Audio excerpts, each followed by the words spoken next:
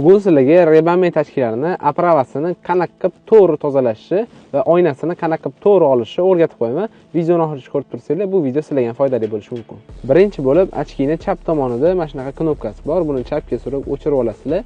Agar telefoningizga ulangan bo'lsa, telefoningizdan uzilib turadi. Ochkini tashqari tomondan ikkita bosh barmog'ingiz bilan surishga urinmang, chunki faqat ochkini ichkari tomonidan ikkita bosh barmog'ingizni qo'yib turib itarsangiz, ochkini oynasi chiqadi.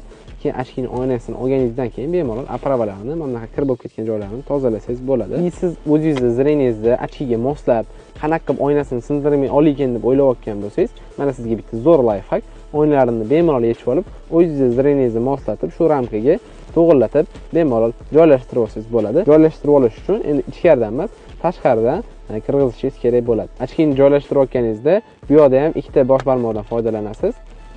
Mana bu yog'iga ham o'sha kir bo'ldi. Endi oynalarni o'zimiz tozalab olamiz. Bu sizlarga layfhak bo'lgani uchun ko'rsatamiz. Agar siz Ray-Ban tashkillari bo'yicha shunaqa to'liq ma'lumot olib, layfhaklarni o'rganmoqchi bo'lsangiz, Ray-Ban O'zbekiston kanaliga podpiska bosib qo'yishingizni esingizdan chiqarmang.